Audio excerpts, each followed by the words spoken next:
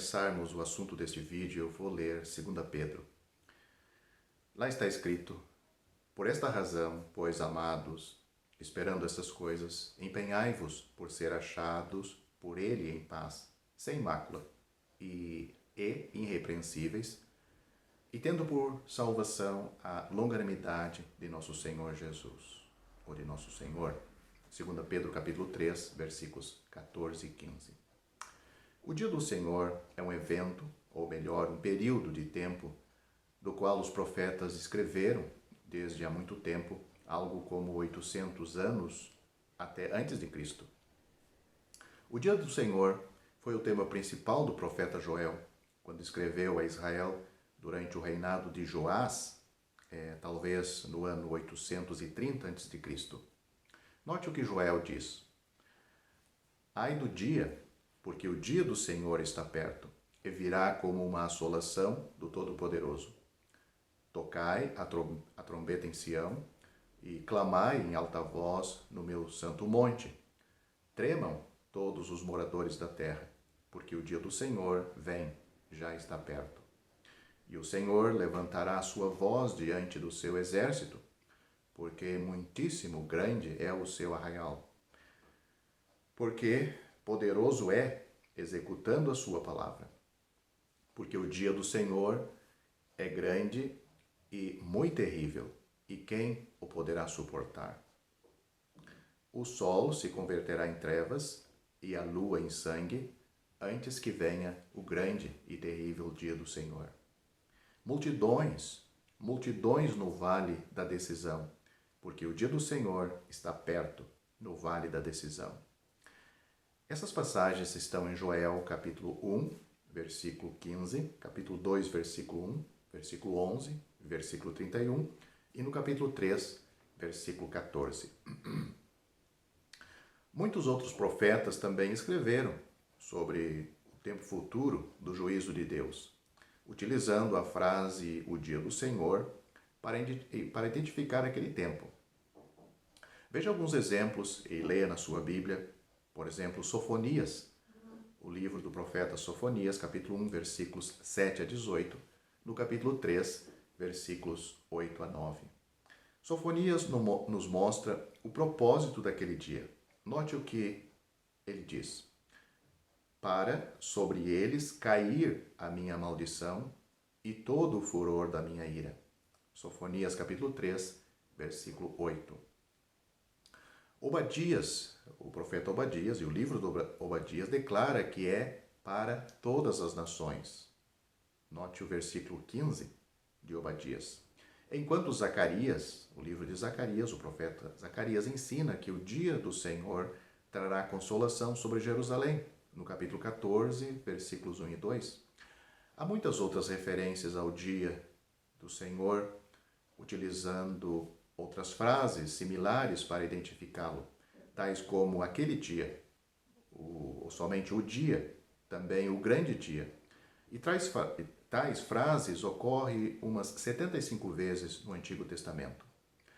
Já no Novo Testamento, de uma maneira geral, ensina que o dia do Senhor começa com a vinda do Senhor Jesus. Não a sua primeira vinda para nascer, morrer e ressuscitar, mas a sua volta agora. O Senhor, ele próprio, falou sobre isto com os seus discípulos, por exemplo, Mateus capítulo 24, Marcos capítulo 13, Lucas capítulo 17, versículos 22 a 31 e também no capítulo 21, versículos 5 a 37. Os autores das epístolas, ou seja, as cartas no Novo Testamento, também ensinaram sobre este assunto. Note 1 Coríntios capítulo 1, versículo 8, capítulo 5, versículo 5, 2 Coríntios capítulo 1, versículo 14, 1 Tessalonicenses capítulo 5, versículo 2, 2 Tessalonicenses capítulo 2, versículo 2, 2 Pedro capítulo 3, versículo 10 e Apocalipse capítulo 16, versículo 14, falam daquele dia como aquele grande dia do Deus Todo-Poderoso. Isso está em Apocalipse. De todos esses textos, referências das Escrituras, da Bíblia, podemos concluir que o dia do Senhor, no Antigo Testamento, é visto como principalmente juízo para Israel, Também é o tempo quando as nações pagãs serão julgadas, todas as nações gentias. O propósito desses juízos é trazer a nação de Israel ao arrependimento. Leia Sofonias capítulo 3, versículos 12 a 20. E também submeter as demais nações ao Senhor Jesus e estabelecer o reino de justiça. Leia Filipenses capítulo 2, versículos 10 e 11 e Mateus capítulo 25, versículos 31 a 46. Esse dia vai ocorrer após o arrebatamento da igreja. Será o tempo em que todo joelho se dobrará ao nome do Senhor Jesus e todos receberão as bênçãos do reino. Este reino é o que chamamos de o milênio, do qual se fala em Apocalipse capítulo 20. Baseados em 2 Pedro capítulo 3, versículos 10 a 13, temos a autoridade bíblica para dizer que a destruição da terra e dos céus, como hoje existem, é parte do dia do Senhor. Quando finalmente o dia da graça acabe com o arrebatamento da igreja para o céu, o dia do Senhor se seguirá, ou seja, há de começar. Será um tempo quando os juízos de Deus serão derramados sobre a terra. Inclui também a vinda do Senhor com os seus santos para executar juízo sobre os seus inimigos e apoderar-se do reino, e reinará com justiça por 1000 anos gloriosos aqui na terra. O dia do Senhor inclui a tribulação para os judeus e todas as nações que ficarem aqui na terra após o arrebatamento da igreja. Leia Sofonias capítulo 3, versículos 8 e 9, Mateus capítulo 24, versículos 4 a 35 e 2 Pedro capítulo 3, versículos 3 a 13. E a vinda do Messias para Israel, leia Zacarias capítulo 12, do versículo 10 até o capítulo 13, versículo 1. Tudo começa com o arrebatamento da igreja. A frase "o dia do Senhor" não fala de um dia de 24 horas, mas de uma série de eventos que estão em uma estrutura de tempo, que começa com a vinda de Cristo para a sua igreja e termina com a nova terra e os novos céus, conforme 2 Pedro, capítulo 3, versículo 13. Há outros dias metafóricos mencionados nas Escrituras que estão dentro de uma estrutura de tempo e eventos, por exemplo, temos o dia de Cristo, Filipenses capítulo 1, versículo 10. Temos também o dia da salvação, em 2 Coríntios capítulo 6, versículo 2. Também nós encontramos o dia do castigo, Isaías capítulo 10, versículo 3. A vinda do Senhor para a sua igreja será para Israel e todos os incrédulos como a vinda de um ladrão de noite. Para a igreja não será como um ladrão, mas para Israel e para as nações será. Note Mateus capítulo 24, versículo 42 e 1 Tessalonicenses capítulo 5, versículo 2. Os salvos, ao contrário, devem estar prontos e vivendo com a esperança bem-aventurada como uma esperança viva. Note isso em 1 Tessalonicenses capítulo 5, versículos 4 a 8. Estaremos prontos se tivermos sua vinda constantemente em nossas mentes. O salvo tem isto em mente, a vinda do Senhor. Esta esperança nos ajuda a manter nossa vida em boa condição. Note isto em 1 João capítulo 3, versículo 3 e Tito capítulo 2, versículos 11 a 14. Não devemos confundir o dia do Senhor com o dia de nosso Senhor Jesus Cristo, nem com o dia do Senhor, o dia do Senhor Jesus, ou frases semelhantes. Leia, por exemplo, 1 Coríntios capítulo 1, versículo 8, 2 Coríntios capítulo 1, versículo 14, Filipenses capítulo 1, versículo 6 e 10, e também no capítulo 2, versículo 16, e há outras referências a dias assim. O dia de Cristo fala das bênçãos e galardões que aguardam os crentes em Cristo no dia da sua vinda, ou seja, o arrebatamento. enquanto que o dia do Senhor fala da ira de Deus, julgando os não crentes, que ficam na terra depois do arrebatamento.